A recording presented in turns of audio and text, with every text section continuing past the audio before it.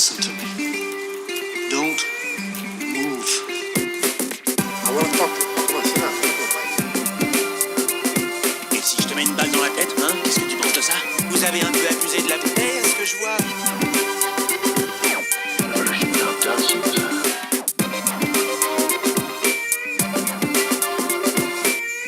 The security of this nation depends on complete and total compliance.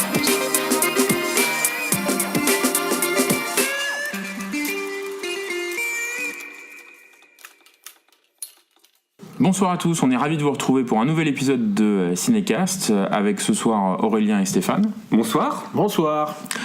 On approche de la fin de l'année les gars. Est-ce que vous avez, avant qu'on débute ce podcast sur ce magnifique film de fin d'année qu'on s'apprête à aller voir, est-ce que vous avez comme d'habitude maintenant des petites choses qui ont attiré votre attention depuis notre dernier épisode sur Au revoir là-haut, le film de Dupontel? Vas-y. Non, vas-y. Ça sent les mecs qui n'ont pas préparé en fait. Ouais. Non, c'est que j'ai pas vu. Non, j'ai pas vu grand chose, honnêtement. Et Bah, t'as vachement lu Le Monde, je sais. Le Monde Diplo. Et Picsou Magazine, comme d'hab. Et Mais voilà, sinon, non. En trucs qui sont sortis récemment et dont on avait un peu parlé, mais vite fait. Deepwater, tu sais, de Peter Berg. Ah, j'avais vu au ciné moi. Ouais, que toi t'es allé voir au ciné. Bien. Écoute, C'est carré. Hein. vraiment bien. Ça me fait penser en fait à du Michael Bay intelligent. Avec la petite touche patriotique comme il faut, donc c'est quand même très américain. Tu sais que Peter Berg joue dans Ballers. Ah non, tiens. C'est l'entraîneur. Le mec un peu sec. Ah ouais, j'ai pas fait gaffe. C'est un mec effectivement qui est un peu plus intelligent que. Voilà, ce qu'on tu pourrait dirais croire. du Michael Bay, mais sans le côté musique, tu sais, les musiques assourdissantes et les ralentis à la con. C'est. Il y a des plans qui durent plus de 2 secondes, c'est ça? Ouais, c'est une image en fait qui est assez, hyper maîtrisé. assez académique, assez. Ouais. Non, c'est bien, c'est efficace, c'est propre. Voilà, c'est un film assez efficace et assez flippant en fait, avec en plus un casting qui est vraiment très chouette, notamment Marky Mark. Ouais, alors bon, Marky Mark, dès qu'il s'agit de faire le gros beauf, en fait, il a pas trop à se forcer. Moi j'ai du mal quand même avec lui. Hein. Mais là, dans le film, il est vachement il bien. est très bien parce qu'il fait vraiment l'américain moyen et du coup il le fait très bien. C'est quand même, je crois, assez récemment j'ai vu que c'était l'acteur le mieux payé, c'est pas ça? Ou le, enfin, je sais qu'il est le. Transformer, je pense qu'il a pris pas mal pour le. Non, mais au-delà de ça, tu vois, il a un succès certain. Il produit beaucoup on le voit. Il produit Ballers. Il produit notamment. énormément. Ouais. Moi j'ai du mal avec l'acteur, je le trouve vraiment pas charismatique. Ben là en fait bien, c'est le bien. rôle est un peu à la hauteur de ce qu'il peut être quoi. C'est-à-dire on lui demande pas beaucoup plus. Il y a un peu de physique. Non, mais toi quand. Et c'est surtout les mecs de la BP en fait qui sont un peu plus bien, dont évidemment comment il s'appelle, John Malkovich. Oh. Ah oui, qui est Vraiment dans la vraiment rubrique Belle ordure. vraiment pas mal. Donc en plus, comme tu sais, forcément il y a un truc qui est fascinant, c'est que ça a donné lieu à un procès qui est forcément filmé et forcément du coup, si tu veux, documenté. Tu sens que c'est très fidèle à ce qui s'est passé, donc la reconstitution elle est impressionnante. Et voilà, donc c'est plutôt chouette. Et d'ailleurs du coup ça y est, et le deuxième truc, c'est Sully de Clint Eastwood. Ah oui, que j'ai vu au ciné. Que j'ai enregistré, moi j'ai pas encore vu. Enfin, j'ai vraiment beaucoup bien aimé. marqué. C'est tellement efficace cette connerie. Moi, tu t'es estomaqué par ce que peut faire il n'y a rien de spectaculaire. Ah non. C'est extrêmement classique. Mais alors, c'est d'une efficacité terrible. Tout est en flashback, enfin essentiellement Oui. flashback. Mais qui sont bien parce que tu as t'as les deux entre ce plans qui qui se sont, souvient de lui, ouais. tu comprends à la fin qu'en fait les flashbacks, il y a la différence entre ce qui se souvient de lui et comment ça s'est passé réellement. Et en fait, Eastwood sait manier son suspense. Enfin, franchement. Mais c'est comme Titanic, tu le connais à la fin en fait. Ouais, sauf que C'est ça qui est barjot. Il te donne quand même à avoir de. Non, mais c'est solide, c'est hyper bien fait. Alors qu'Eastwood, à l'époque, je crois, enchaîne projet sur projet et tu te demandes quand est-ce qu'il trouve le temps de ciseler, de réfléchir parce qu'il y a quand même du boulot si tu veux, parce que là encore une fois, à partir d'un événement comme ça qui a été surmédiatisé, sur lequel tu as beaucoup de documentation, encore une fois il y a eu une commission alors filmée, ça aide peut-être. ouais, ça aide, mais oui, sauf que dans l'organisation du film, si tu veux, c'est pas linéaire ce qu'on te propose. Ah, pas du tout. Et c'est ça qui est très Alors est-ce intéressant. que il a un super monteur Non. Il y a une différence entre. Là, c'est je pensé parle de en amont, quoi. D'accord. structure narrative et pas de montage.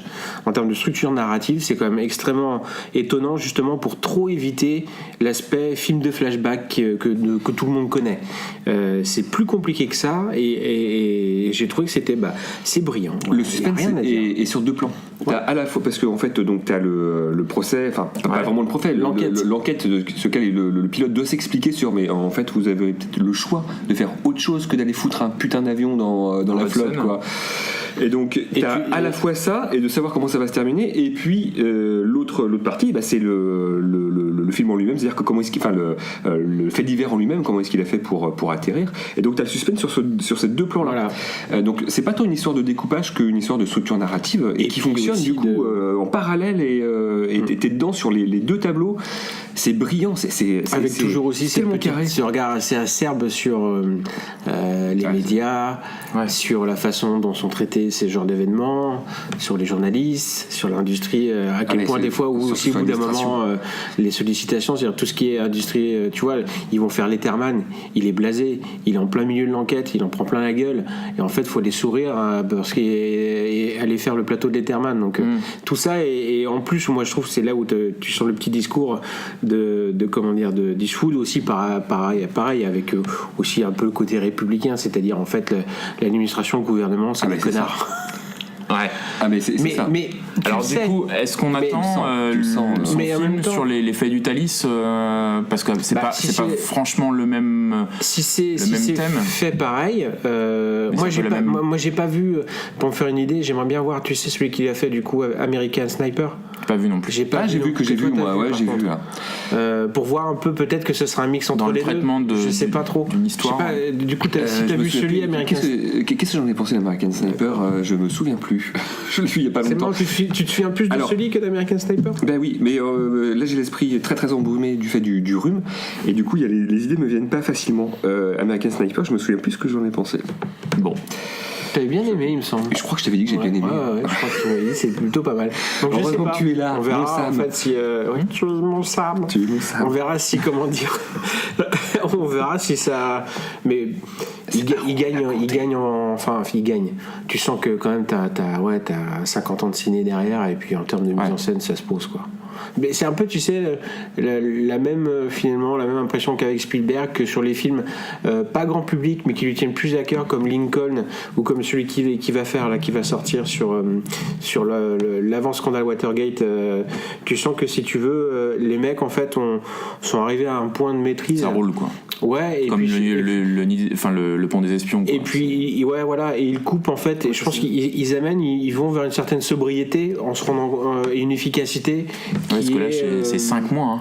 Oui, mais après Spielberg sur son dernier film. Ouais. Moi je trouve que à 70 piges. C'est le problème avec ces réalisateurs qui sont brillants, toi, soit Spielberg ou tout ça, c'est qu'au bout d'un moment je trouve que t'as une certaine uniformisation. T'as pas une mise en danger.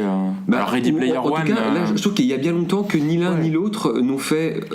Enfin, pour moi. C'est pas le même âge, quand même. Non, mais n'ont fait des. Je pense qu'ils sont comptés, quand même. Ouais, mais nous on fait de vraiment coups d'éclat où tu te dis, oh putain, c'est énorme. Donc t'as toujours de la qualité, mais tu vois, qui nivelle. Ouais, je suis assez d'accord avec Steph. Mais j'attends sur les derniers films, pas sur la carrière, quand même. Sur la carrière. Je te parle de là. Ça déroule, quoi. Ouais, voilà, ça déroule, c'est exactement ça. Toi, c'est les élèves brillants à qui on remarque même plus les efforts. Tu dis, comme d'hab, c'est chouette, hein. Voilà, on passe au suivant. Tu vois, il y a pas ce truc là, et puis c'est aussi parce que toi, le Pont des espions, moi que j'avais vraiment beaucoup aimé. Parce que formellement c'est encore super carré, tout ça, mais je trouve qu'il se différencie pas forcément dans moi ce que je peux ressentir vis-à-vis de Spielberg d'autres films qu'il a pu faire très récemment. C'est une ligne supplémentaire avec Munich, toi. Il aligne, il fait pas de faux pas. Derrière le thème, la manière dont ça brillait, c'est brillant, mais effectivement. Alors après, je pense que Spielberg va peut-être mettre un peu marquer les esprits avec Ready Player One, qui a l'air en termes de mise en scène peut-être plus permissif. Oui, parce que t'as comme un jeu d'aller-retour entre Spielberg, entre des projets qui lui tiennent à cœur un peu plus effectivement dans la ligne de Munich et compagnie, et des projets grand public qui tu sens aussi chez lui comme un certain challenge, l'envie de revenir un peu sur des gros projets, pour histoire de dire vous voyez les mecs, c'est toujours moi le patron, hein. C'est clair. Donc voilà, mais pour revenir à Eastwood, c'est très clairement dans la veine de son cinéma, dans ce qu'il sait, tu vois, Gran Torino, qui est, voilà, on est très clairement là-dedans.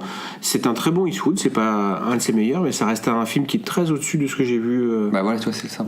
Ouais, mais moi je le compare plutôt, si tu veux, on va pas regretter quand même que des mecs se maintiennent à un niveau de standard et de qualité.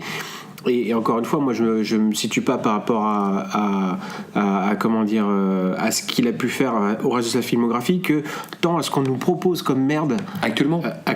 Ben oui, mais c'est des mecs de toute façon qui ont je pense un pouvoir que d'autres réalisateurs n'ont pas, donc ils poseront toujours leurs pattes et leur volonté sur les films. Je sais et pas en plus si ça, c'est des bons pouvoir de formalistes. s'imposer qu'une relation de confiance construite aussi avec des studios.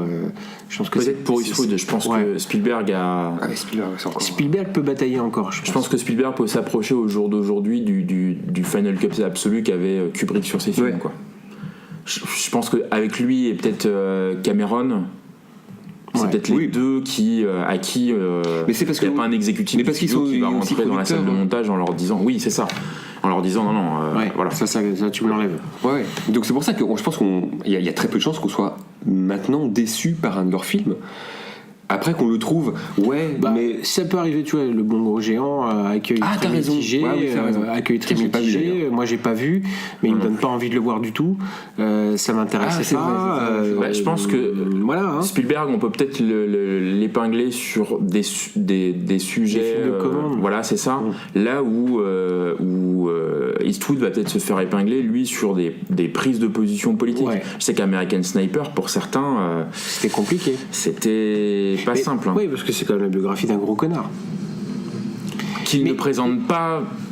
Je sais pas, mais a priori qui présente pas en tant que tel. Ça spécialement choqué, c'est-à-dire que pour toi il n'y avait pas de tentative de réhabilitation de ce type-là, qui était présenté comme un gros con quand même. Ah mais qui est un gros con, mais qui devient aussi gros con parce qu'il a vécu. Oui aussi. Dans le cadre des combats en Irak et voilà. En fait, c'est un militaire qui est traumatisé et qui se sort pas de ses traumas quoi. Mais là, la discussion sur encore une fois, c'est du Clint Eastwood qui balance non pas sur la personne en elle-même, mais par les institutions qui font que cette personne elle devient comme ça parce que c'est la guerre et parce que Mais là, tu vois, je t'ai dit ça sur ce lit, mais c'est si tu veux, c'est un des aspects du film, mais c'est pas militant. Tu vois ce que je veux dire. C'est pas un tract républicain anti-gouvernement. Mais je sais même pas si Eastwood est toujours. Je crois qu'il est plus maire de Carmel, sa ville. Ça reste une figure républicaine, mais je crois qu'il essaye aujourd'hui, du haut de son grand âge, à se sortir un peu du lot et à pu être un militant républicain comme un autre. Je pense qu'il est plus. Moi, je trouve que dans celui, ça se sent carrément, quoi. Ah, mais celui, il date quand même maintenant. Il y a 2 ans. Même pas, 1 an et demi. Alors oui, mais attends, il y a 2 ans, c'est le fameux discours avec la chaise vide, etc. Mais je pense que suite à ce fameux discours dans lequel il s'en est pris plein la tronche, il a dit un peu, il a un peu de recul, quoi. Steph, toi du coup, j'ai vu chose. Alors moi j'ai vu plein de trucs. Je vais essayer de faire court parce qu'autrement on va dépasser les quotas. J'ai vu Zero Dark Thirty.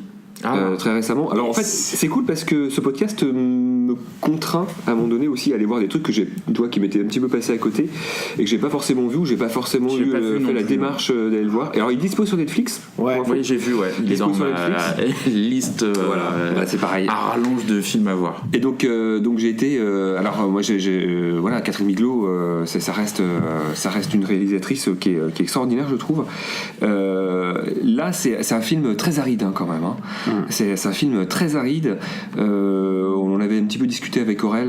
Donc c'est sur la traque de Ben Laden. Donc c'est sur l'avant-traque et ce qui te mène à découvrir Ben Laden et puis l'assaut sur la résidence où il s'était terré. Donc c'est un film qui te donne pas grand-chose comme explication. Donc part du principe que tu connais de toute façon les événements du 11 septembre et ce qui va amener à la traque. Et puis après on te donne des noms, on te donne un contexte géopolitique qui est un petit peu compliqué à cerner. Le film malgré tout il est hyper tendu, extrêmement tendu, formellement assez joli. Donc moi c'était vraiment un film très très intéressant. J'ai revu également un film dont je crois que vous avez parlé peut-être au sujet de Dunkerque, mais je me souviens pas trop, c'est Fury. Oui. C'est ça qu'on avait parlé, parce que toi tu l'avais pas vu, Aurel. Hein. Alors, non. On n'a pas parlé de Fury. Vous n'avez pas parlé ? D'accord. Mais en tout cas, voilà, j'ai vu Fury. Je crois qu'on évoquait peut-être Suicide Squad parce que je t'ai rappelé que c'était le même mec et ça t'a surpris. David Goyer. Non. David Goyer, c'est le scénariste. Oui, je me trompe. Et qui peut être aussi réalisateur, mais pas là. Donc Fury, alors moi c'est un film que je voulais pas voir à la base parce que je voyais Brad Pitt sur un tank et je me suis dit ah putain, ça sent le film de guerre spectaculaire qui m'intéresse pas forcément. Et donc je me suis metté ça encore sur Netflix, dispo Netflix. Pareil, sur ma liste. Oh, cette claque!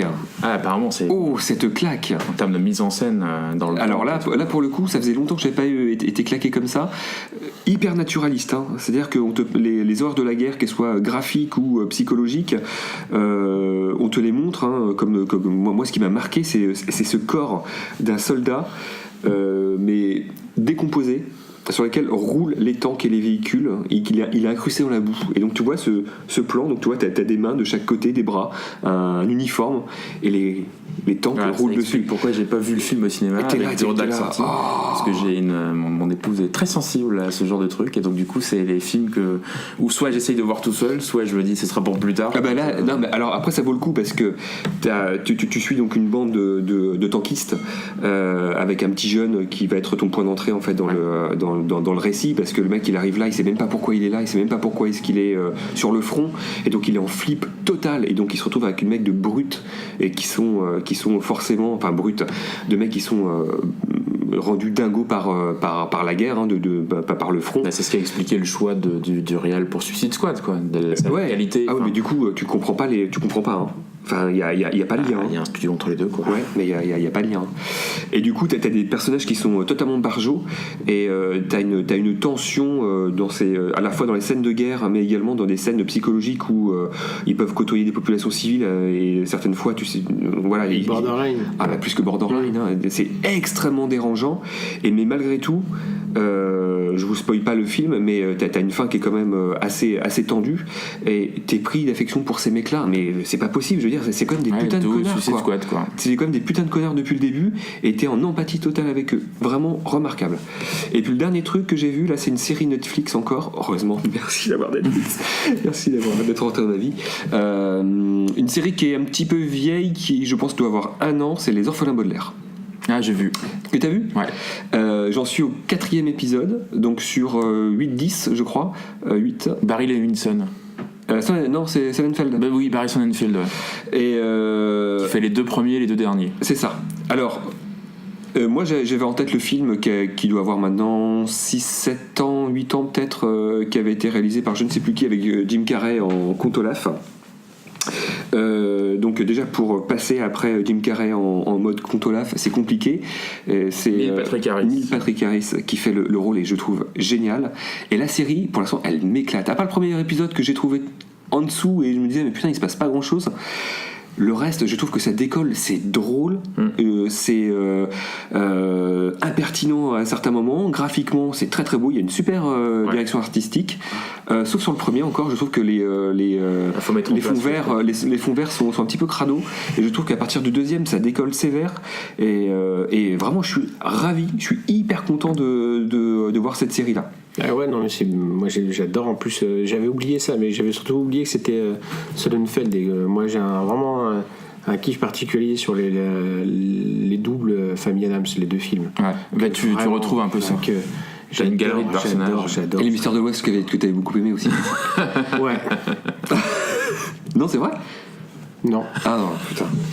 Tu verras la série en termes de direction artistique jusqu'à la fin, c'est fou. Ouais. Je trouve les 2 derniers épisodes sont la résolution des choses est un peu bordélique, et a priori si tu n'as pas lu les livres, ouais, tu t'y perds. Ouais, tu t'y perds un peu.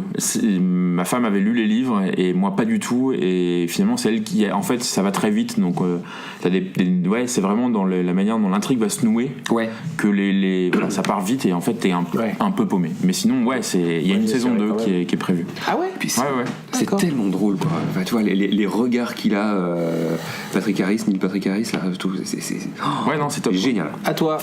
J'ai vu Thor Ragnarok. Ah, tu veux pas qu'on en parle Au sur ciné. le Christmas Special, ça? Ouais, c'est pour ça, j'ai juste juste vu ce film-là.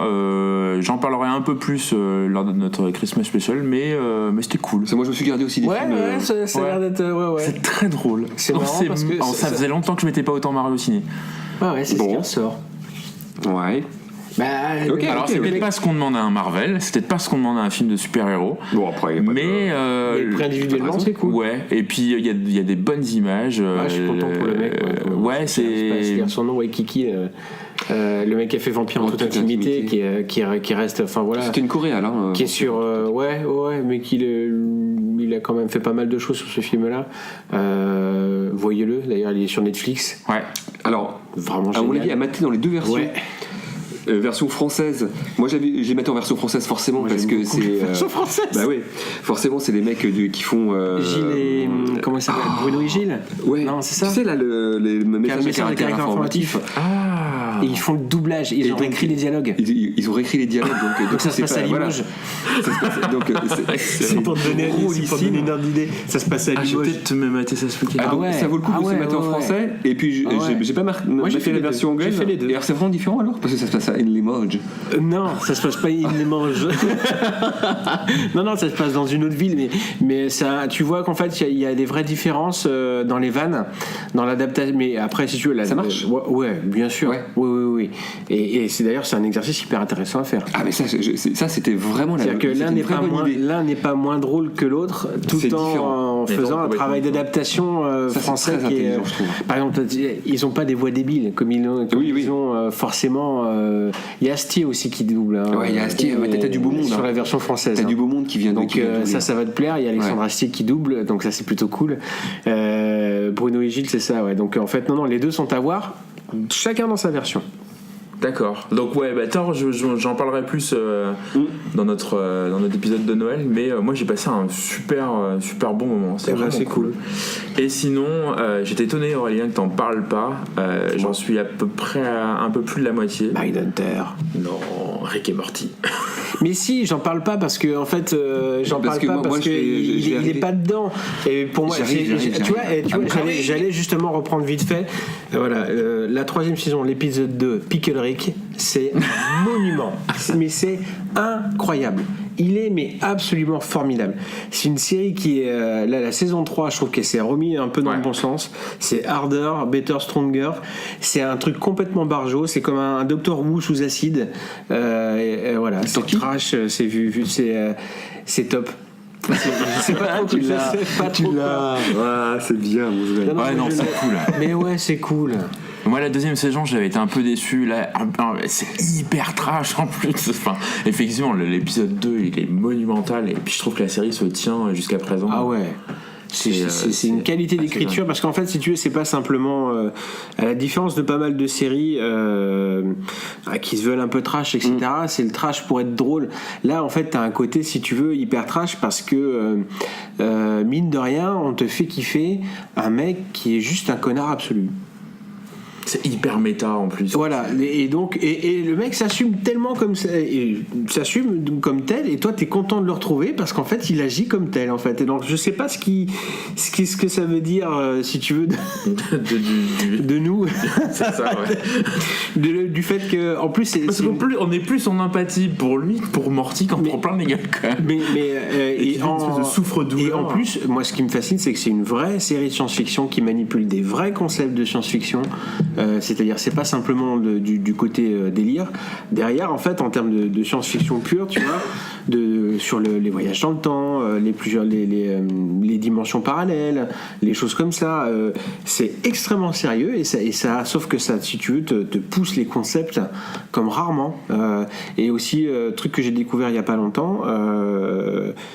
Pickle Rick, notamment cet épisode qui a fait beaucoup de bruit dernièrement, est écrite par une femme et en fait c'est une demande express des auteurs qui à un moment se sont dit bon, ça sent un peu trop la testostérone dans la préparation des épisodes et donc en fait ils demandent maintenant régulièrement ils laissent carte blanche à des nanas pour faire leur épisode et curieusement c'est quasiment les meilleurs de la saison, donc hyper intéressant. Curieusement, Le 3e, le 2e c'est Ouais. Mad Max. Hein? T'as dit curieusement, c'est le meilleur de la saison? Ouais. D'accord. Ouais. Oui, mais j'assume. Ouais, c'est ça. Bah ouais. Quand t'aimes Rick et Morty, tu comprendras pourquoi. D'accord. Ah bah, c'était prévu que Non, il faut que je tu joue regardes. Yankee C'est très, en plus, prochainement. ce qui est génial, c'est que c'est très court. T'as 25 minutes. Et Mais ça, moi, le format sitcom me va bien. Le format sitcom me va bien. En VO, évidemment. Ouais. Ouais, ça c'est pas trop discutable. Hein. Non. Bon, Aurel, on enchaîne. Ouais. Qu'est-ce qu'on On va va se voir faire peur ce soir. Voilà. Non. Si on va voir un film qui fait peur, qui fait déjà peur sur le papier, on va voir Justice League,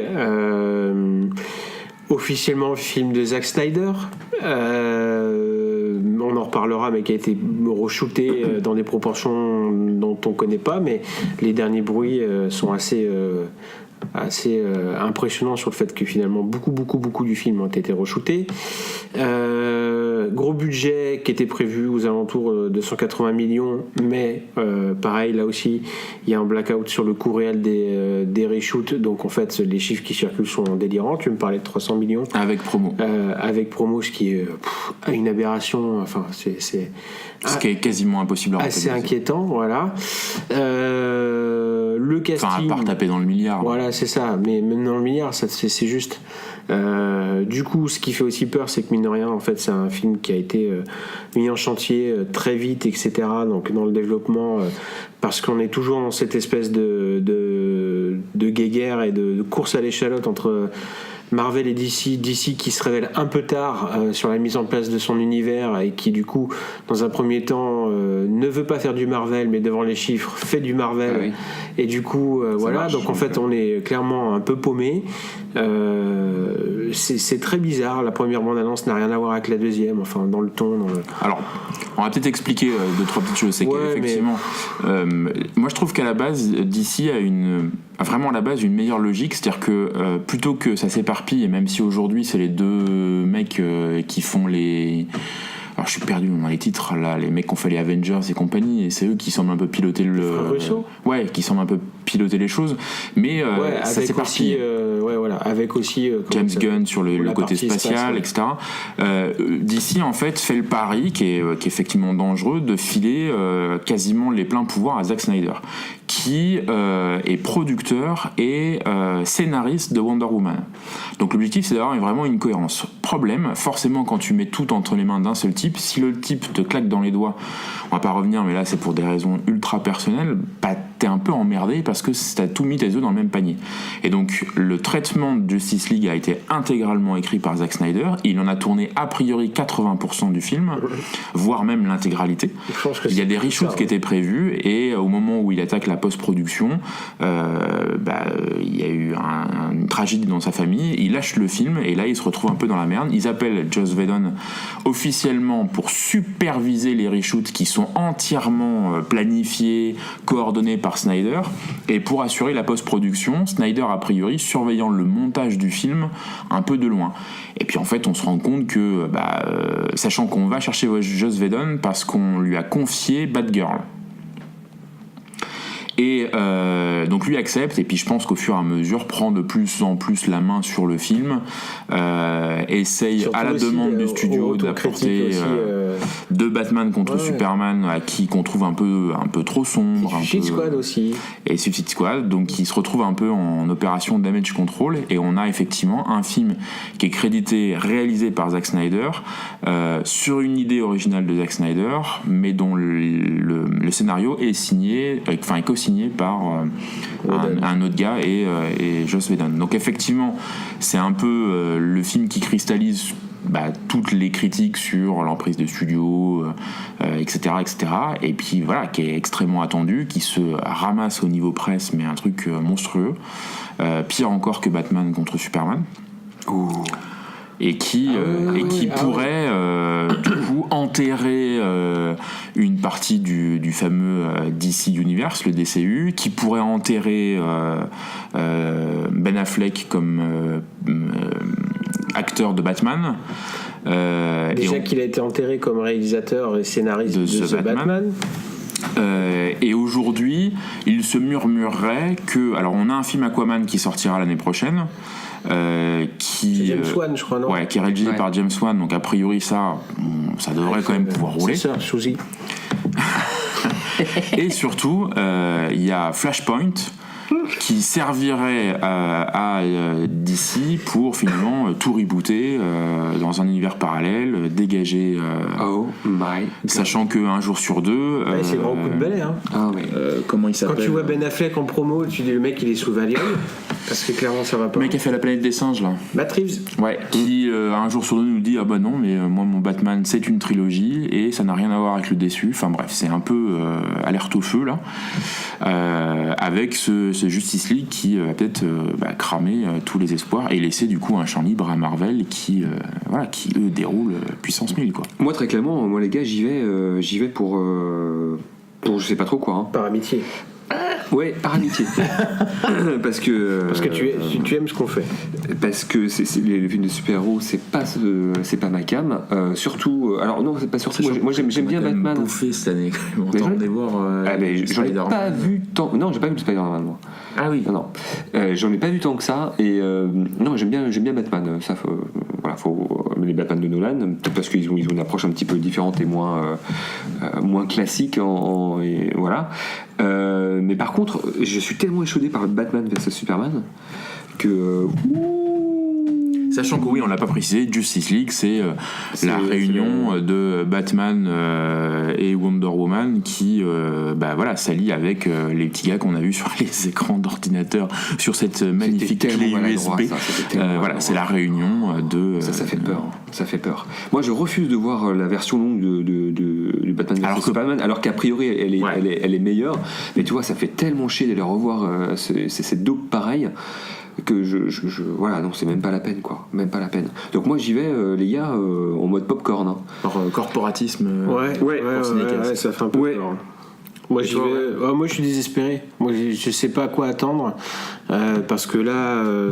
Même si du coup la version longue de Batman vs Superman permettait de mieux comprendre le film et d'en faire un film d'une bien meilleure qualité, d'ailleurs sans atteindre non plus des sommets. Non, mais qui était beaucoup plus regardable, avec d'ailleurs un peu dans l'esprit un côté Watchmen, qui était un petit peu dans le ton et le rythme du film. Parce qu'il faut pas l'oublier, Snyder à la base, c'est pas un manchot. Très fan de Watchmen, donc voilà. Après, il est très décrié. Snyder, il y a pas, il fait un thème ou t'aimes pas. Hein. Voilà, c'est clair. Il divise. Là, non, moi j'attends pas grand chose parce que je pense qu'il y a trop. La façon dont c'est fait, c'est pas ce qu'il c'est. Enfin, le sentiment de panique maintenant est clairement là. Parce qu'on sait pas en fait où ça va, tout simplement. Tu sens que Marvel, ça doit être ce que c'est, mais mine de rien, le plan il est là, on le déroule, t'aimes ou t'aimes pas. Ouais. Voilà. Derrière, il y a ça fera du fric, de toute façon. Il n'y a peut-être pas de réalisateur. Voilà, c'est clair. Au moins les choses mais c'est derrière, clair. Il y a les produits qu'on te propose, les produits qu'on te propose sont clairs. Le planning, il est fait. Quand ça va pas, on vire les mecs avant même qu'ils aient fini, qu'ils aient commencé les films. Et puis basta. Voilà, on s'en fout. On fait pas de sentiment. On s'en fout. Il y a pas de sentiment. Mais du coup, on a pour faire du fric, hein, les gars. Donc. Ouais, mais voilà. Alors que c'est un cynisme qui est très assumé malgré tout. Hein. Ça, on peut pas le reconnaître.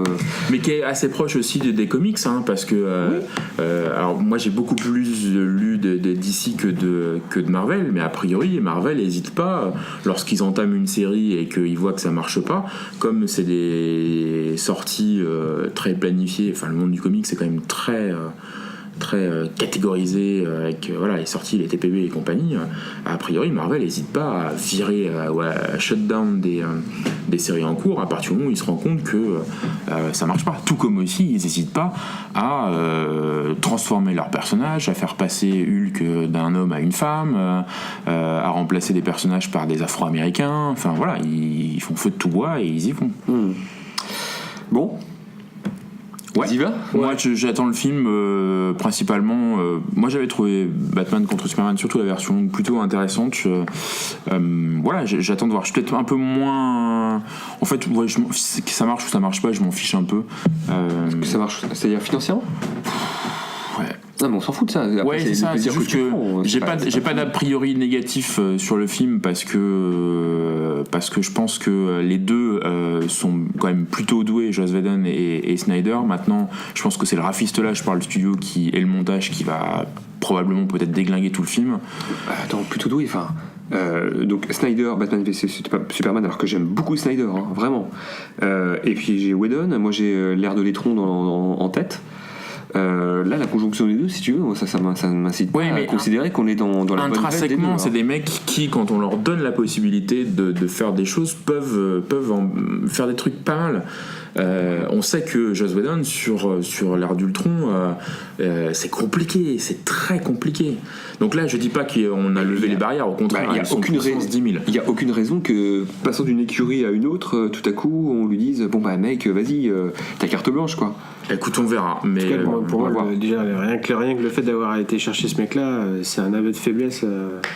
Et non, c'est pas. Moi, je le prends comme ça. Bah oui. C'est une renonciation à énormément de choses. Tu renonces à tout quand tu vas chercher un mec comme Whedon. Non, je ne dis pas que tu renonces à tout, c'est que tout le truc qui consistait à te dire on va vous proposer un univers qui est beaucoup plus mature, beaucoup plus sombre. Vous allez voir avec des vrais super-héros.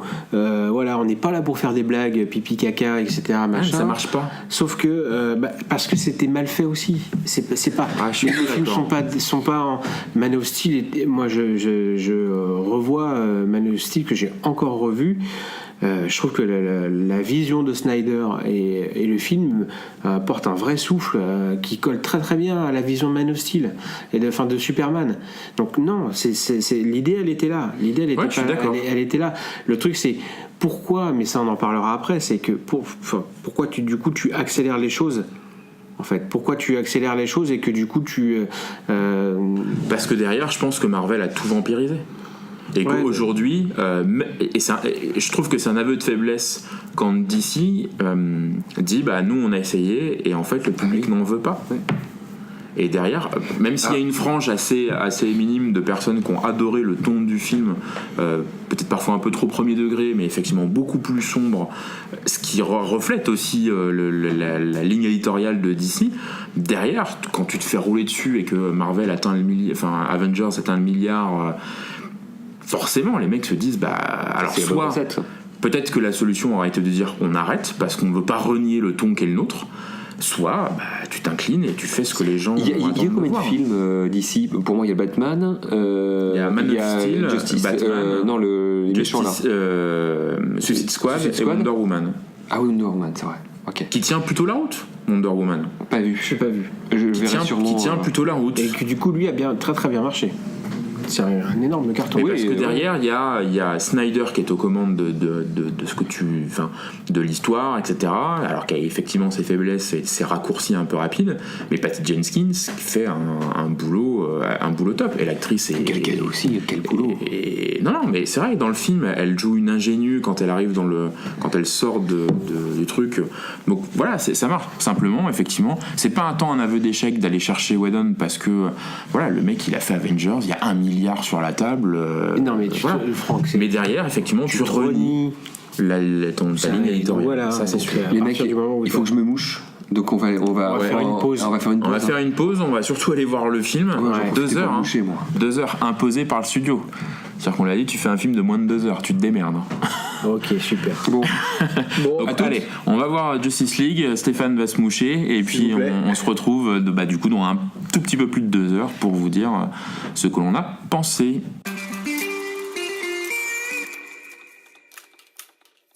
Alors, on sort de Justice League et Stéphane a priori le nez propre.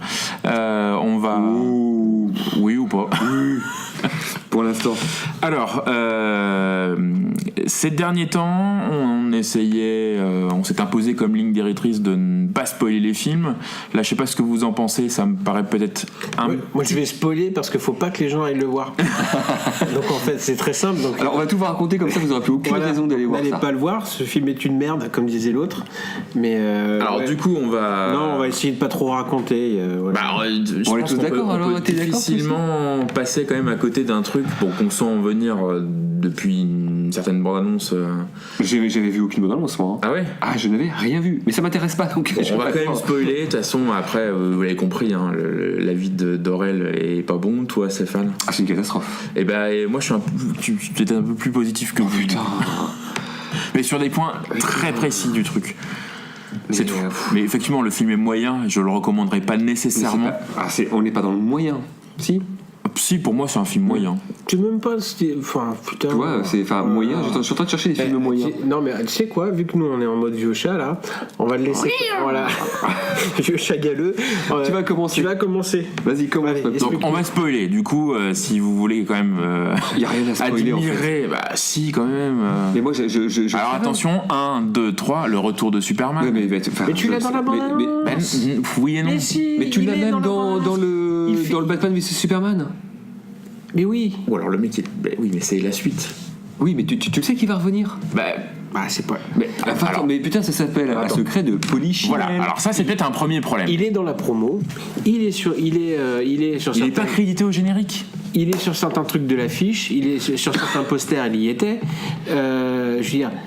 Il est dans la dernière. Non, il est pas sur les posters. Il est pas sur les posters. Il est pas sur crédité. les petits trucs là. Si. C'est effectivement, comme dit Stéphane, le secret de Polichinelle. Tu sais Il est qu'il dans va la revenir. bande-annonce. Mais non, on le voit pas. Mais si, putain. Quand il frotte son maïs là, on elle ne est sait dans la dernière bande-annonce. On ne Elle sait est pas dans que la c'est dernière lui. bande-annonce. Mais il y a que lui qui habite au milieu des champs. Arrête. C'est le seul Ouais, mec Je suis qui d'accord avec habite à vous, la mais c'est campagne. symptomatique déjà d'un premier truc, c'est qu'on te présente ça comme étant un happening du film, alors que tout le monde sait, mais on ne l'a pas montré. C'est déjà un premier truc ridicule. On a fait je sais pas combien de trucs sur la moustache d'Henry Cavill. Enfin. Ah bah oui, bah on depuis. sait qu'il est là. Moustache. Oh mon Dieu. Bon, alors, Tiens, je vais le mettre moustache. Moustache. Parler de la moustache. les arguments. La alors moustache. peut-être, voilà, vous allez avoir que des arguments négatifs. Moi, j'ai quelques arguments positifs. Alors clairement, c'est pas la musique, c'est pas nécessairement la mise en scène, c'est surtout pas les effets spéciaux, c'est pas nécessairement dingue, hein. l'histoire. Ah ouais. Là, ça fait beaucoup quoi. Ouais, c'est ça. Effectivement, Qu'est-ce qui reste beaucoup. Alors, Ce qui reste, c'est que et ça me fait chier pour le dire, parce que c'est un film d'ici et parce que je sors de Thor Ragnarok, comme je vous l'ai dit tout à l'heure, Ah, mais dis qui pas est que t'as trouvé ça excessivement drôle. J'ai souri ça drôle. à certaines arrête, blagues putain. Oh my god, encore une fois, putain, mais Sven, on a changé mon Quoi C'est Flash. de Flash. Ouais. Putain, mais c'est Sheldon en pyjama. C'est horrible. Il est J'ai pas dit que j'ai naze. ri, j'ai Il dit que j'ai est naze. Souris Oh à mon Dieu. quelques petites blagues. Tu te rends compte donc là Mais en c'est fait, un truc qui a déjà mais été Sven, mille fois. si le film est mauvais, dis-le et après tu peux dire par contre j'ai trouvé que ça c'était plutôt C'est ce que moins je suis en mauvais train que le de reste. Non, tu dis que c'est moyen. non. Déjà, Je dis tu que c'est fais moyen. avec l'ennemi. Parce Tu qu'il y vas a être quelques tendu toi. parce qu'il y a Tu vas être quelques tendu. plans qui sont pas mal. Qui ont été faits par Snyder. Oui, c'est ça. Non mais c'est ça, c'est que on est quand même à un film où tu vois ce qui est à Whedon et où tu vois ce qui est à Snyder. Alors, on va reprendre. Vas-y, alors vas-y. Vous le N'importe savez, quoi. C'est n'importe on y est quoi. allé à 3, plus 1 parce que ma femme s'est jointe à la séance de ciné. Elle n'est pas du tout D'ailleurs, on au va peut-être courant. commencer à l'accréditer ta femme de la participation. Elle n'est pas du tout au courant du bordel, etc. En sortant, avant qu'on vienne se poser, elle effectivement m'explique que le film est, je cite, bizarre, parce que il y a des ruptures de ton qui sont bizarres. Humour, sériosité. Deuxième chose, elle me dit, mais le Superman, ils l'ont changé. Je dis, comment ça ? Bah non, c'est toujours le même acteur. Elle ne connaît pas l'histoire de la moustache, hein. Puisqu'effectivement, alors on l'explique, au moment des reshoots, Henry Cavill est en train de tourner Mission Impossible 6 pour Paramount, Et a il une la moustache. barbe. Et Paramount une barbe de 2 jours. lui dit fuck off, tu ne me rases pas ta moustache. Et du coup, Whedon, parce que c'est lui qui tourne les reshoots, lui enlève la moustache. Ce qui fait que, et c'est un peu tout le piège du film pour ceux qui connaissent l'histoire, c'est que tu passes le film à te dire ça c'est Snyder, ça c'est Whedon, et tu sais qu'à partir du moment où, parce que c'est très mal fait, Cavill a une tronche bizarre, Ouais. c'est Whedon. Ce qui fait dire, Je l'ai pas toute la première vidéo. Le truc d'introduction là. ce qui fait dire que Il est quasiment méconnaissable. tous les plans avec Henry Cavill sont des retournés. reshoots. Donc on n'est pas à 80-20. Mais et non. donc, effectivement, ma Mais femme pas me dit 80-20. mais c'est pas le même acteur. Je fais écoute, si, c'est le même acteur. Il me dit alors il a un problème, parce qu'il a une tronche bizarre. Je lui explique la moustache. Donc effectivement, moi j'ai un peu souri sur quelques saillies un peu souri. Quelle caricature. Deuxièmement, je trouve qu'Aquaman, Jason Momoa, Ouais. est pas mal. Oui, ça c'est le truc ouais. Je trouve, apport de Whedon, parce que c'est forcément lui, la scène de l'espèce de confession de Aquaman sous couvert Du lasso, en là. full spoil du lasso. Cette scène-là, elle est plutôt pas mal. En fait, c'est très ponctuel. Il y a des scènes qui, je trouve, fonctionnent. Et surtout, ce que moi j'ai plutôt bien aimé, mais c'est quoi ? C'est un quart d'heure, 20 minutes du film. C'est Batman. C'est-à-dire que je continuerai à défendre Ben Affleck en Batman. Je trouve que quand il fait Bruce Wayne, je te dis pas quand il ouvre la bouche. Hein. Le côté, c'est quoi ton super pouvoir ? Je suis riche, ça tombe à plat. Je trouve que en termes d'image, pas quand il ouvre la bouche, en termes d'image, c'est encore et toujours le meilleur Batman. C'est-à-dire que quand il est en Bruce Wayne, en complet veston, On va dire ça à Val Kilmer, quoi. ça claque. Et en fait, ce qui moi je trouve sauve du film du néant à moyen, c'est le traitement de Batman qui est effectivement toujours plus ou moins celui de Batman contre Superman. C'est plus même déjà. C'est le truc de je suis en mode rien à foutre. C'est un peu mon baroud d'honneur et je sais qu'a priori je vais y passer. Et pendant une fraction de seconde, je me suis dit putain les cons, en fait, ils vont le dégager à la fin du film et ça va servir de tremplin pour le remplacer ou pour faire je ne sais quoi. Sachant que le méchant dont vous allez certainement parler et pour lequel je serai d'accord avec vous, voyage à travers des tunnels. Je me dis putain, en fait, il va se faire aspirer, on va plus le voir et ça va permettre de changer l'acteur parce que quand il va revenir Doctor Who, enfin je sais pas, un truc comme ça. En fait, moi ce que j'ai aimé, c'est les scènes de dialogue quand Batman explique que lui il veut pas être le chef de ce truc là quand il les regarde un peu comme une bande de demeurés, contradiction mais complète avec Justice League. quand il dit à Aquaman écoute mec, ça fait 20 ans que moi je fais ça, quand lors d'une scène de baston tu le vois, il morfle et il enlève son truc, c'est un peu maladroit, mais c'est ces scènes là où on te décrit un Batman qui continue à être au bout du rouleau, qui assemble ce truc là parce qu'il a un sens du devoir pour le faire mais que derrière il veut surtout pas s'en occuper, qui met ses ressources à disposition mais lui si ça pouvait s'arrêter là ça irait très bien, voire même quand on s'avance vers la bataille finale, le mec est en mode YOLO, j'y vais tout seul, en mode quand on lui dit d'ailleurs il y en a pour 3 minutes, il va se faire déglinguer.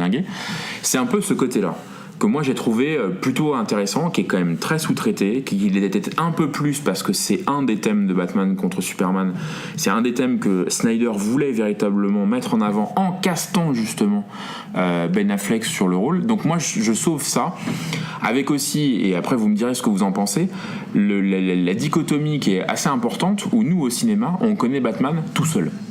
Tous les films qui ont été faits sur Batman, c'est le loup solitaire.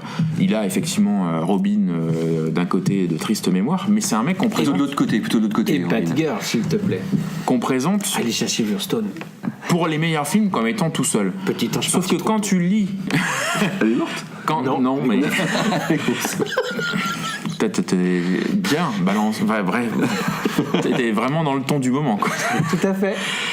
Et donc pour en revenir, sauf que quand tu lis les comics, en fait, Batman est pas nécessairement dans la Justice League en tant que telle, mais surtout les New 52, qui est le dernier run de Batman que moi j'ai lu, en fait il est à la tête de sa famille. Il y a Nightwing, il y a Robin, il y a Batgirl, il y a même Batwoman, etc.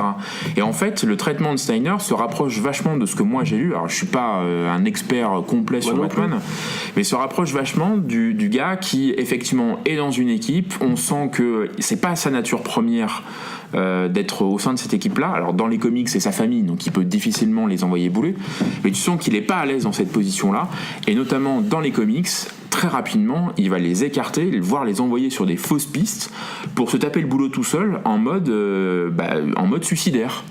Sur le mode je vais faire les trucs, on sait qu'il n'y arrivera pas tout seul, mais il y va quand même. Et je trouve que cet arc-là se retrouve dilué dans beaucoup de choses problématiques dans Justice League. Donc c'est pour ça que au départ, au fur et à mesure des scènes, effectivement, tu comprends très rapidement qu'il y a des choses qui fonctionnent pas, que le film est bicéphale, que les effets spéciaux sont pour la plupart dégueulasses. C'est Weta, hein. Dégueulasse, Ouais, crado, mais vite. Regarde, Putain. Danny Elfman, et je terminerai là-dessus, après je vous laisse la parole. 2 problèmes qui sont symptomatiques du feu dans la maison d'ici. Danny Elfman, qui arrive 5 mois avant la fin du truc. Vous avez pas fait gaffe ? Le thème de Batman, c'est le thème de Burton. C'est hallucinant. Mais pareil. Deuxième chose, et après pour Superman, c'est le thème de Donner. Voilà. Enfin de Williams. Alors que Junkie XL, qui a fait la musique de Batman contre Superman et de Fury Road, il y a un thème de Superman qui n'est pas réutilisé. Donc tu te dis à quel moment. C'est Zimmer qui fait le thème de Superman. Les deux. En fait, les deux ont bossé dessus. Oui. Mais tu dis à quel moment est-ce que tu défends un film en y apposant la musique de films qui ont je sais pas, Batman. 20 piges. Plus de 25 ans. 25 ans. Et deuxième chose que j'ai vérifié en faisant le chemin, où tu te dis ça tourne vraiment pas rond, la mère de Superman, incarnée par fameuse Martha, incarnée par Connie Nielsen. On te suit. C'est aussi la mère de Wonder Woman. Tu déconnes. Ah bon ? C'est la même putain d'actrice. Tu déconnes. Eh non. Ah mais elle est grimée, tu la reconnais pas Ah forcément. bah tu la reconnais pas forcément parce que une, elle est effectivement, elle fait son âge. Dans l'autre, elle joue l'Amazone, etc. Et là, tu te dis à quel moment, quand tu prépares et tu castes Wonder Woman, film sorti il y a 1 an et demi, tu te dis, mais si on prenait la nénette qui vient de tourner pour nous, la mère de Clark Kent dans Batman contre Superman. C'est Connie Nielsen joue les 2 rôles. D'accord. Voilà. Est-ce que c'est surprenant à niveau de conneries pareil ? Oh bah non. Vu ce qu'on a vu. Vu ce qu'on a vu, c'est quand même. Ouais, non, bah ça correspond tout à fait à ce qu'on a vu. Qu'est-ce que tu veux ? Allez, vas-y, commence. Ouais, non, Allez, pour moi, sors tes griffes. c'est une arnaque totale parce que manifestement Whedon a tourné quasiment, a retourné en fait la moitié du film. D'ailleurs, ça se voit. T'as des scènes qui sont ensoleillées, enfin tu vois, qui ont une teinte jaune lumineuse. Là où tu retrouves toutes les scènes de Snyder avec le même granulé assez sombre, etc. Donc tu peux en fait quasiment aussi voir là-dessus les différences. C'est d'ailleurs des scènes en fait qui sont hyper creuses parce que c'est beaucoup de scènes de dialogue aussi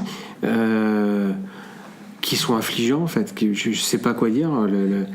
Moi et ça me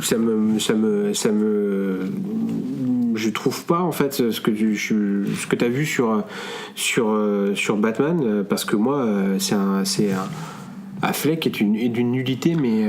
Alors, attendez, je vais vérifier. Non, c'est Diana Lane qui joue Martha Kent. Autant pour moi. Donc, ils sont pas aussi débiles que ça. D'accord, putain, ça aurait été étonnant quand même. Mais elles se ressemblent énormément.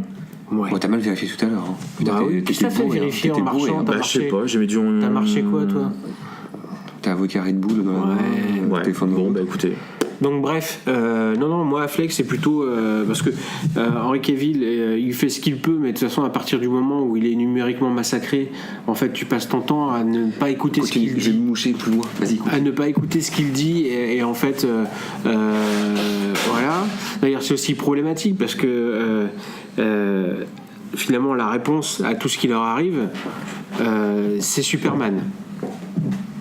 Bah oui. Sauf qu'ils y croient même pas. Ils sont tellement nuls en fait que la seule réponse c'est Superman. Ce qui fait que dans l'équipe en fait, si tu veux, tu te demandes à quoi ils servent tous, alors que finalement, puisque en plus quand il vient participer au combat final, le mec en 30 secondes il fracasse le méchant. Je sais pas si tu t'en souviens. Avec une facilité déconcertante. Aucun intérêt.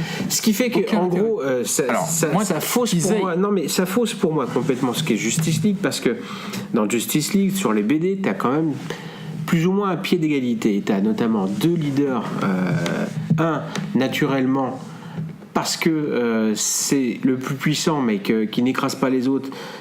C'est Superman, mais t'as le vrai leader de l'équipe et qui, je suis désolé, ne prend pas les rênes dans l'ombre, assume et en fait est un connard et en fait le mec est un dictateur, c'est-à-dire en gros c'est Batman, on fait les choses comme ça et c'est moi qui prends le lead et si ça vous plaît pas je vous emmerde. Alors moi je te parle de et là tu retrouves pas ça de l'arc on Batman arrive tout même court. mais non mais là on arrive même à un point en fait où ils sont en dévotion devant Superman, en admiration. Mais ça c'est Snyder. Affleck il est mais ça je suis pas sûr. Affleck il rend le Batman mais totalement fan de Superman alors que c'est pas ça. Ça doit même au sein de l'équipe ça doit rester 2 mecs qui se méfient l'un de l'autre.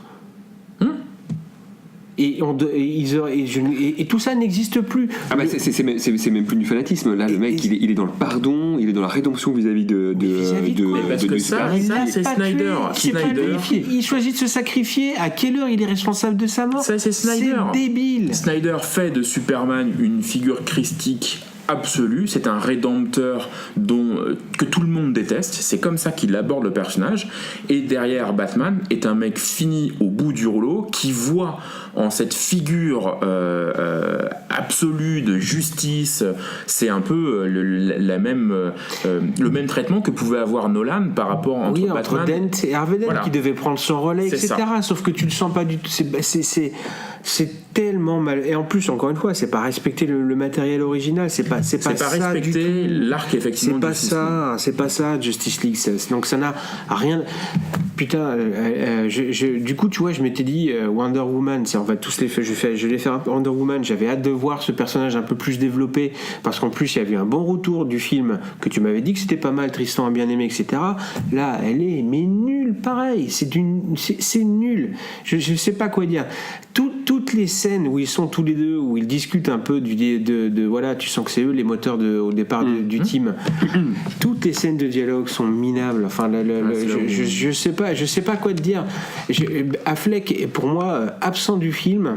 Je suis tout à fait d'accord. Complètement absent du film. Les seuls moments où il est bien, c'est quand effectivement il est en costume, et c'est les scènes où au début il chope le mec, qui est une scène très intéressante du point de vue formel, je trouve, parce que c'est exactement ça, voilà, avec le côté toujours un peu violent et un peu nos limites pour attirer la première bestiole.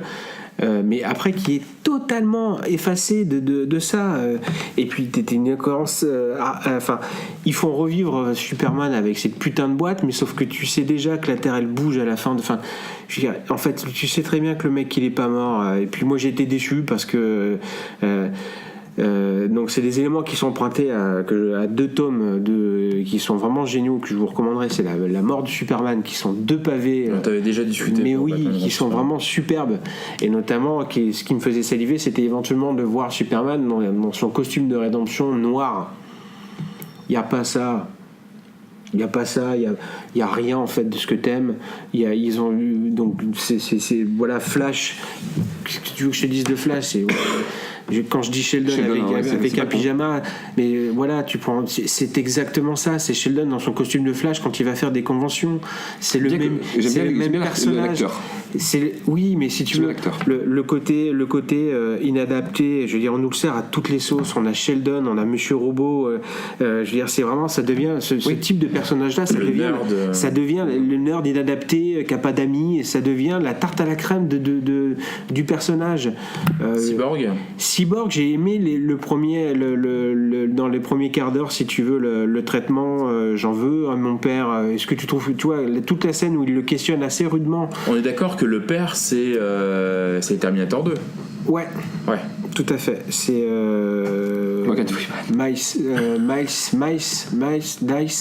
Dice, super. Là, c'est le scientifique de Terminator 2. Oui, c'est celui qui a la boîte, qui a récupéré le bras de. Voilà. Et si tu veux, j'ai trouvé ça intéressant dans le côté, voilà, parce que clairement ça respectait la BD, mais après c'est pareil, hein, il bascule dans le fan club de Superman, et puis en fait, et alors que finalement c'est lui qui a un rôle important puisqu'il est capable de communiquer avec ces putains de boîtes.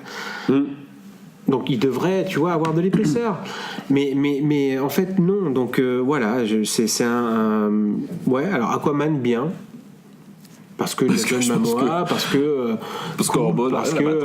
voilà, en mode rien à foutre, et voilà, effectivement. Je comprends pas comment vous pouvez dire ça, quoi. Enfin, c'est quand même un putain de stéréotype. Il y a rien à tirer d'Aquaman. C'est moins pire alors, à ce moment-là. Un des moins pires. Là, moi, j'ai en tête Iron Man avec son côté balèque, rien à branler. Tout est extrêmement laid. C'est la même chose. Voilà. Après, oui, sur les qualités du film, sur l'histoire, elle est creuse, le méchant, il est. L'histoire, c'est Ultron 2. Enfin, c'est Ultron. Mais moi, j'ai pensé à l'ère de l'Étron. Tout le temps. Et alors, je crois que le paroxysme, le truc où c'est lequel on a halluciné, c'est quoi? C'est le délire avec cette putain de famille russe. C'est Ultron. Mais c'est quoi? C'est la même chose. Mais C'est-à-dire c'est que quoi, on n'accepte plus aujourd'hui la destruction massive en pleine ville. C'est-à-dire que Man of Steel s'est fait déglinguer là-dessus en disant que c'était pas possible. Donc depuis que ce soit même Marvel, on s'expatrie. Donc Marvel, c'était la Sarkovie ou je sais pas La quoi. Sukovie. Là, je pense, alors on va lui dire, c'est Whedon qui ressort ce truc-là, ou alors ils ont copié dessus. Donc on s'expatrie. Alors les mecs, c'est quand même 3 boîtes. L'antagonisme, c'est ça. C'est 3 putains de boîtes. Que quand tu les rassembles, ça fait une plus grosse boîte. Ça fait une boîte de la mort, quoi. Le mec, la 3e boîte, quand même. Tu veux dire que je suis aussi très critique sur le film. Ils s'en servent, spoiler, pour ressusciter Superman. Il l'oublie sur un capot. Et il l'oublie sur un capot de bagnole. Pendant qu'ils sont en train de se foutre sur la gueule sur Superman qui comprend pas trop bien ce qui se passe.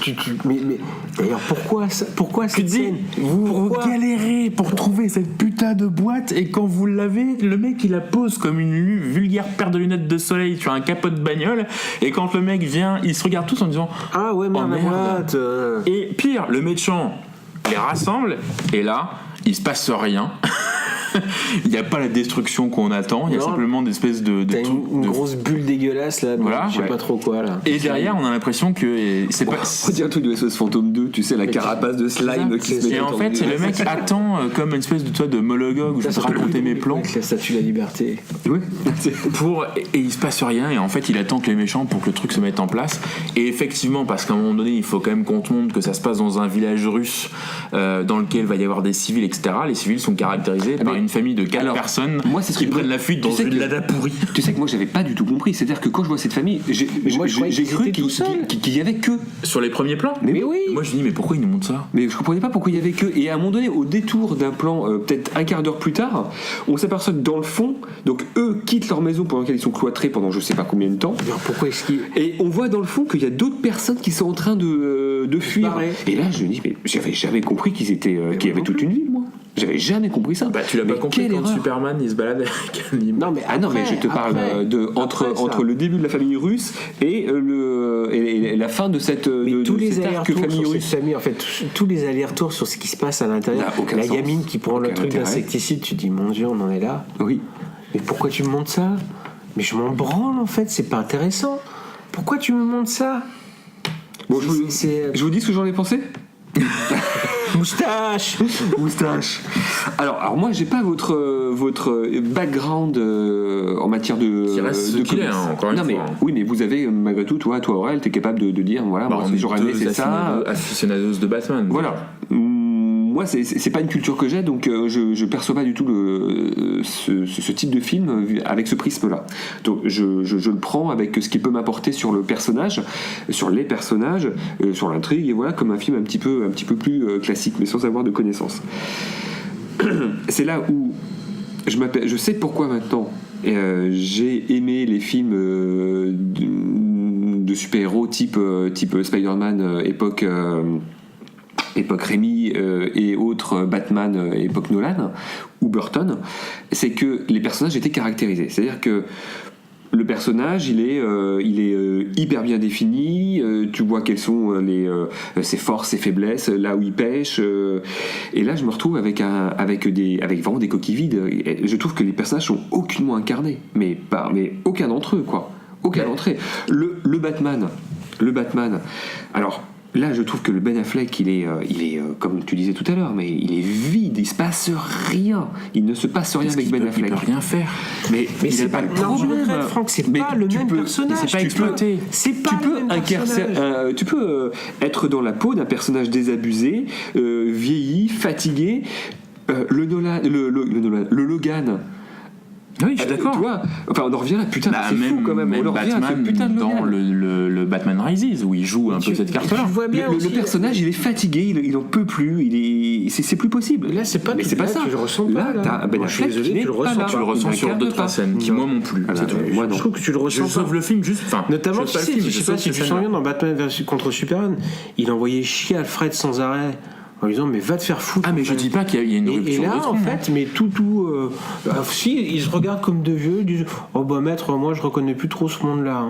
Oui, l'autre il lui fait ouais bah on va faire avec. Ouais. Bon, ok. Vous me parlez d'Aquaman, où j'ai déjà dit ce que j'en pensais tout à l'heure, mais tu vois, pour moi, c'est le stéréotype du personnage que tu dois retrouver maintenant dans à peu près toutes les productions, qu'elles soient super-héros ou pas, du mec qui en a rien à branler, qui est un petit peu connard sur les bords, mais en fait qui a un grand cœur. Putain, mais non, c'est pas possible. Un grand cœur de poisson. Un grand cœur de poisson, tu vois, un tout petit truc grand comme ça. Et tu vois, ça n'a pas d'originalité, et moi je rentre pas là-dedans, pas plus que pour Cyborg qui est stéréotypé aussi. Enfin, rien me fait kiffer dans les personnages qu'on nous propose. Il faut faire des. Excuse-moi, je suis un peu en mode je décroche pas, mais il faut faire des vannes quand même à Batman. C'est-à-dire que la vanne récurrente sur tu parles au poisson. Oui. Mais putain, mais sans déconner, mais ça va pas, non? Bref, vas-y, attends. Je sais plus ce que j'ai. Oui, bah tiens, tu parlais de l'humour. Bah, tiens, Flash. Ah, je trouve que l'acteur a de la gueule. Et qui s'en sort pas mal dans son rôle de nerd. Par contre, le traitement qu'on lui donne. Donc là, on retourne effectivement à ce personnage de mec qui est à côté de la plaque et qui a des petites saillies rigolotes. Enfin, soi-disant rigolote, moi ça fonctionne pas, hein. Et moi je me suis fait la réflexion aussi des scènes autour de Batman qui sont à peu près identiques à celles qu'on retrouvait dans les X-Men, tu sais, avec cette scène là alors, je sais plus dans quoi c'était là. Ah oui, ils vont jusqu'à repomper X-Men Day of the Future Past avec la même séquence du mec qui tourne au ralenti dans la pièce et qui vient intercepter tous les objets, machin. Mais putain, on en est à ce niveau-là. En fait, on est en 2017. On va dire que ça fait vraiment 15 ans 2008. Tu considères que c'est Iron Man le premier qui... Non, enfin moi je parle vraiment on a un vrai traitement de super-héros en tant que tel et dans un univers peut-être plus posé, plus étendu. Moi ça commence avec les Rémi. Oui, je suis d'accord. Ça commence avec les Rémi. Avec les Rémi. Donc ça fait 15 ans. Un petit peu plus, 15-16 ans qu'on est dans ce truc-là. On est en 2017 et en fait ce film n'est rien de plus qu'un amalgame de tout ce qu'on peut trouver comme personnage stéréotypé depuis à peu près autant de temps, de situations ou de scènes qu'on nous repompe et qui, du coup, qui n'a absolument aucune once d'originalité. Alors que le propos, malgré tout, de voir, parce que je suis peut-être plus proche en effet de ces personnages-là, que ce soit Superman, où j'ai bien aimé le Man of Steel, ou le Batman, sur lequel en BD j'ai chopé 2-3 trucs qui m'intéressent. Donc j'ai plus d'acquaintance avec ces personnages-là, et du coup l'idée me parle peut-être plus qu'avec les trucs Marvel. Et pourtant, j'ai l'impression d'avoir vu l'ère de l'étron une nouvelle fois, quoi, et qui était déjà une vraie catastrophe. Mais quand tu parles de caractérisation de personnages, le problème, c'est que, alors effectivement, ils ne veulent pas singer jusqu'au bout Marvel, même si là ils y sont en plein dedans, dans leur manière d'aborder la chronologie des choses. Mais effectivement, on te balance des personnages qui se réunissent, dont tu ne connais pas le background. Le film Aquaman, il sort l'année prochaine. Mais parce que il y a un film Flash qui est prévu. Par contre, Cyborg, la seule blague de l'histoire, n'a pas de film dédié. Ah mais heureusement, ça va pas être très intéressant. Parce qu'il en aura pas, parce que va vendre le truc d'un robot, etc. C'est trop proche d'Iron Man. Et en fait, pourquoi ils ont pas sorti Aquaman avant? Et pire, Jason Momoa n'arrête pas d'investir les réseaux sociaux pour dire qu'il manque quasiment 45 minutes de film où on te montre Atlantis, où on te montre William Dafoe. Ah bon? Ouais, qui joue le roi d'Atlantis, qui joue son père. L'espèce de dialogue qu'il a avec Amber Heard sur sa mère, c'est pas son père, son beau-père. Son père est humain. Etc.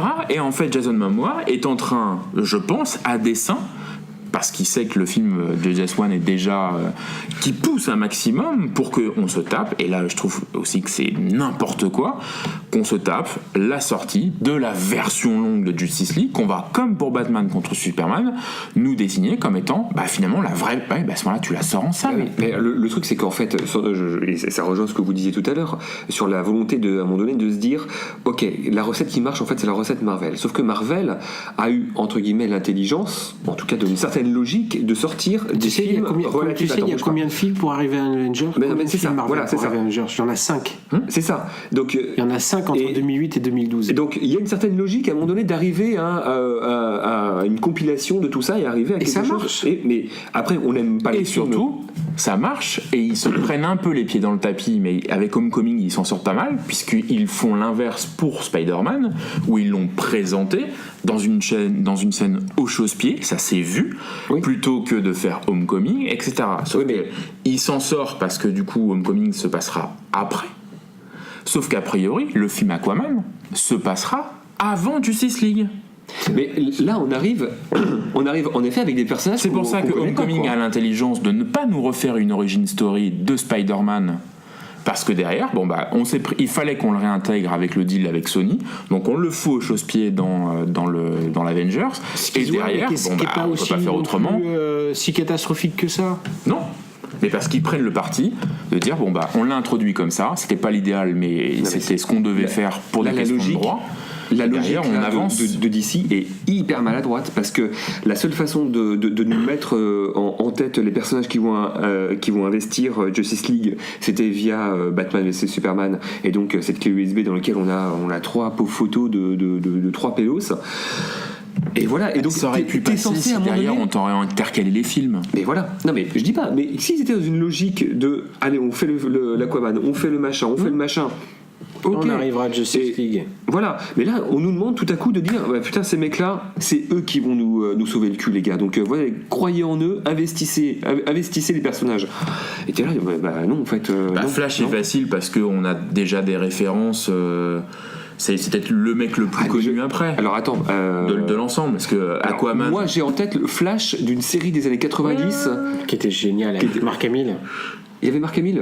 Je crois qu'on a déjà eu cette discussion. C'est le médecin de Scrubs, le boss. D'accord. Qui joue Flash. Non. C'est le père de Non. On va parler de la même série alors. Alors moi c'est vraiment ça des années 90 début 90. Oui, non. Mais tu sais le médecin qui est leur chef en fait. C'est pas lui. Ah bon c'est pas lui. Non. L'acteur en fait, il joue plutôt dans une pauvre série je crois que c'est le père de Dawson, je suis pas sûr. Il a une bonne tête. Il est brun. Ouais, c'est ça. Et d'ailleurs, c'est un très carafe. Mais c'était une super série. Moi, je m'en souviens. Alors, tu te souviens en tant que moi déjà en tant qu'ado, déjà c'était plus compliqué quoi. Ah bon? Ah oui. Oui. C'était déjà. Non, je pense que tu mens. Moi, j'adorais le costume qui était feutré un peu. Oui, c'est ça. Qui était vachement bien. Ouais.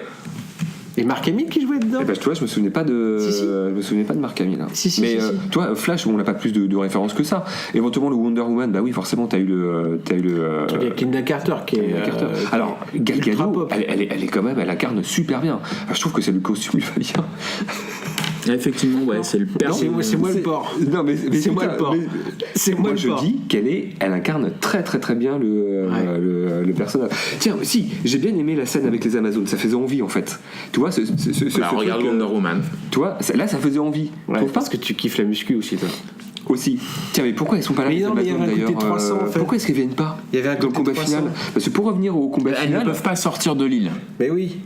D'accord, pourquoi? Elles peuvent pas sortir de l'île. Attends, elles sont capables d'envoyer une putain de flèche sur. Elles ne peuvent pas sortir de l'île. Il faut Parthénon. Ok, d'accord. Ça fait partie des mythologies. Wonder Man peut parce que c'est quelqu'un de spécial parmi les Amazones. Ouais. Bon, les gars, moi j'ai une question. Qui fait que normalement, elle pourrait éclater Steppenwolf toute seule. Ouais, d'ailleurs, avant la question que je vais vous poser, Steppenwolf, ça rejoint d'ailleurs les effets spéciaux qui sont vraiment, vraiment à faire pleurer les yeux. Moi j'avais des larmes de sang.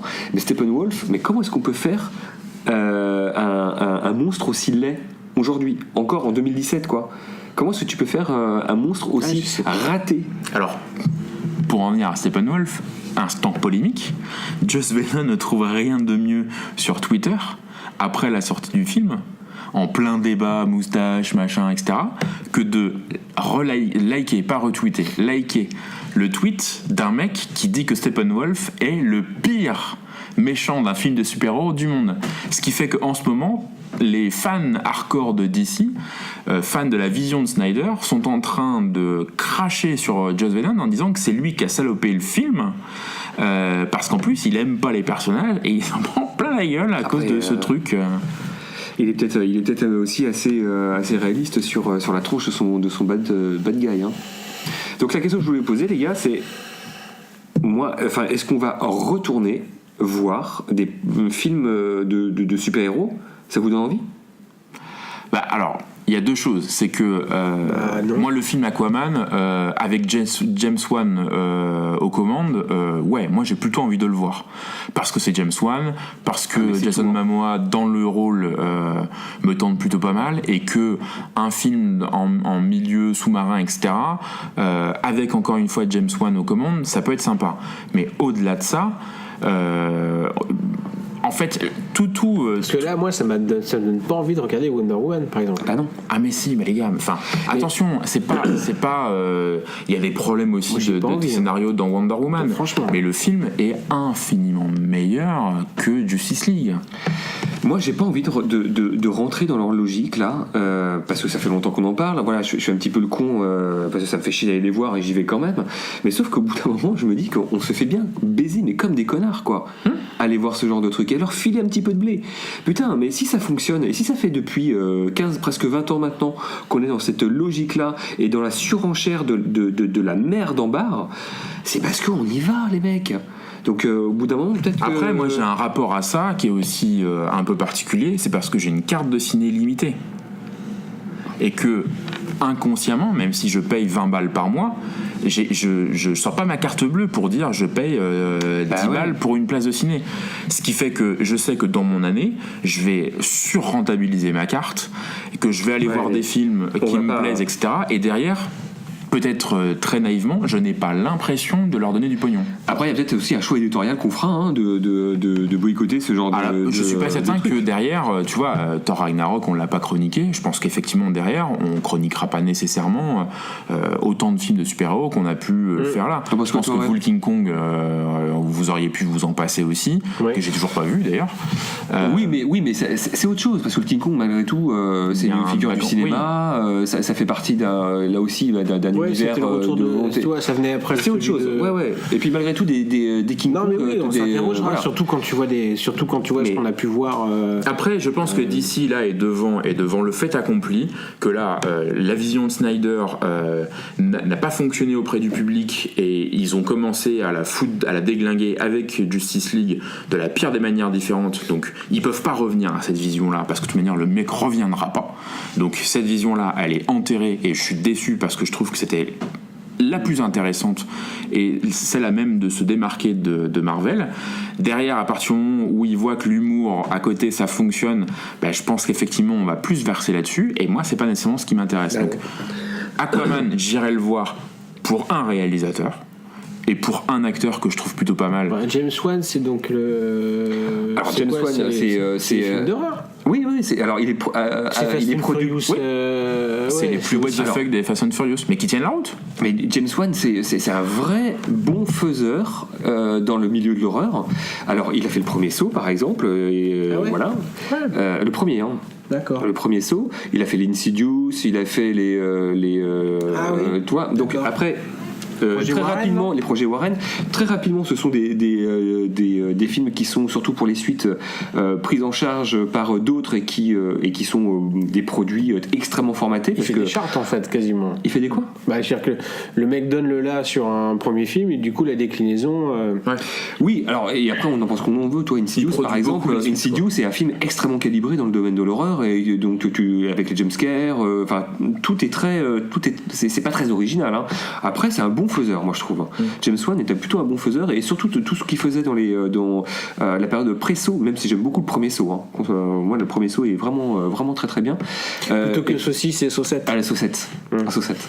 Et donc il y a un nouveau qui va sortir. Oui. Ouais, donc moi James Wan m'intéresse encore beaucoup. Mais est-ce que c'est pour ça que j'irai voir l'Aquaman ? Je le dirai pas, je vous le dirai pas. Moi j'irai en score. Et après, moi, je vais surveiller ce que va sortir Flash, parce qu'à mon avis, toutes les pronostics disent que tout va repartir. Tiens, c'est marrant parce que ça m'intéresse pas du tout. Tout va repartir avec Flash, Flashpoint et tout ça.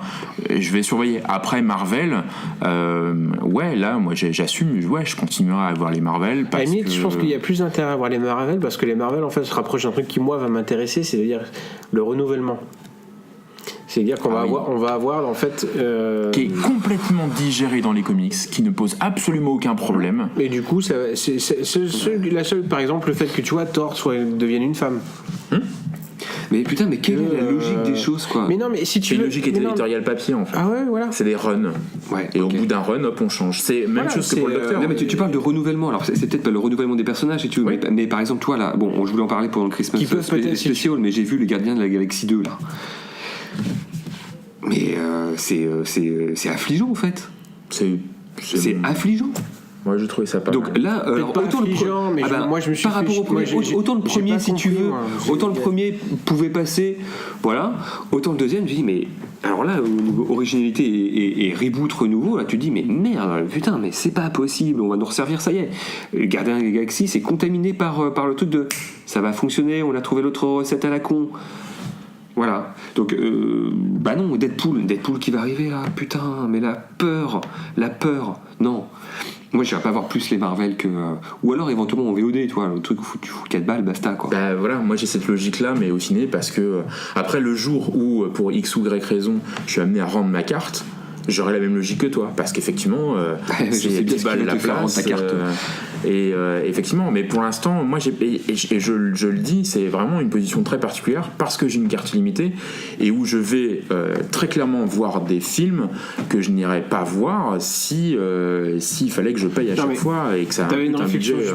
pour finir, t'as un truc intéressant finalement que tu m'avais dit. Et finalement, et si c'était pas les franchises X-Men les plus intéressantes? Bah, moi, je trouve que. Ah non, parce que derrière, je trouve que comment il s'appelle, j'ai des trous de mémoire. Ryan Singer. Ryan Singer, finalement. Non, mais dans la globalité, mais parce qu'en fait, c'est pas des Bah super-héros. si, les deux premiers et puis Day of the Future Past qui est quand même un très bon film. Et puis Logan. Ouais, oui. c'est- Bah, tu vois, moi, je trouve que là. Après une table ronde et avoir tout ce que j'ai pu voir là récemment, je me dis que là où j'ai le plus d'affection peut-être, ou là où je retournerai peut-être plus facilement, malgré beaucoup d'erreurs, hein, notamment sur Wolverine, bah c'est plus vers tout ce qui gravite la galaxie X-Men qui me dit j'ai plus de chances d'y trouver quelque chose de qualité. Ouais, sur Days of the Future Past, ouais, je peux comprendre. Même si moi, le côté un peu teenager Ouais, moi j'aimais chaffine un beaucoup peu. le premier First Class, celui de Matthew Vaughn, le First Class et Day of the Future Past qui sont vraiment top. Et puis oui, les deux premiers X-Men de Singer sont top. Puis si tu mets Logan, du coup t'as déjà 2, 4, allez 5 films bien. Ouais. Est-ce que tu peux en dire autant de Marvel? Moi, je retiendrai forcément Les The Gardiens. Dark Knight. Voilà. Ouais. Mais parce que, très particulier, c'est pas tant un film de super-héros.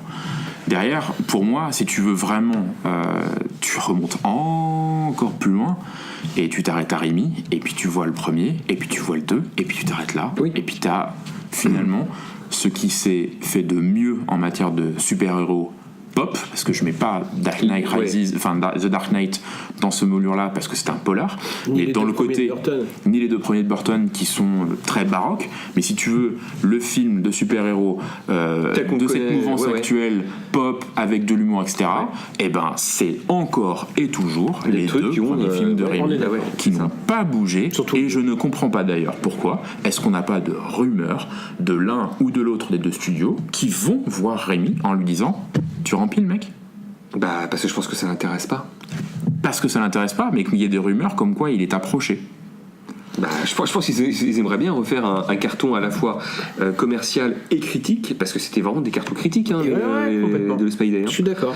Et voilà, mais je pense qu'il aura tout intérêt à se garder, à être très très très très loin de ça. Ouais. Parce que je pense que Rémi, malgré tout, il a pas les coups des franches hein, sur un studio, dans un studio lui. Hein. Bah non, Ah bah je vois non, bien non. comment ils l'ont injecté Parce que- ils l'ont injecté du 4. Bah, et puis quand tu vois la tronche des films qu'il nous fait depuis, donc qui sont plutôt, Ouais, mais- non, qui sont Ouais, bien, hein, non, c'est pas non, ça. Mais c'est des petits budgets. Bien hein. sûr, Et mais tu justement, produis, tu coproduis justement, lui-même. tu peux peut-être te dire que le temps a passé et que s'ils y mettent les formes. Moi, c'est tout bête. C'est Bon, juste on va que mettre un mec comme- si on ressortait le Rémi je aussi sais pas. doué à l'écriture, à la mise en scène, avec Parce que tous quand les t'as efforts goûté- qu'on a fait de motion capture, de capacité d'effets spéciaux, etc. Ouais, moi je suis comme un gamin qui te dit ça pourrait être enfin toi une maîtrise avec les techniques modernes.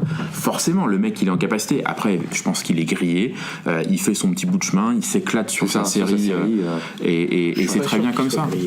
Mais en l'occurrence, je suis d'accord avec toi, on ne fait que décliner des choses. Marvel a une niche qu'ils exploitent bien ou pas jusqu'au bout, mais avec une certaine logique, une certaine qualité. Et maintenant, effectivement, ça va rouler. Toi, Thor, tu regardes ça, c'est le film du dimanche soir, quoi, sur Ouais, c'est ça. C'est génial, mais voilà. Est-ce qu'on a des petites recos ? Moi, j'en ai pas perso. Non, à part pas plus, tapez-vous les deux premiers Rémi, encore et Ouais, encore c'est et ça. encore. J'ai pas d'autres. Non, pas grand chose fait de. Voilà, regardez Batman Returns, c'est tout. Peut-être Que je vais faire d'ailleurs parce que je l'ai chopé en Blu-ray à pas cher. Et puis si le Batman de Donner, quoi. Le Superman. Le Superman de Donner. Ah ouais. Ouais, même si Man of Steel, j'ai une vraie tendresse pour ce film.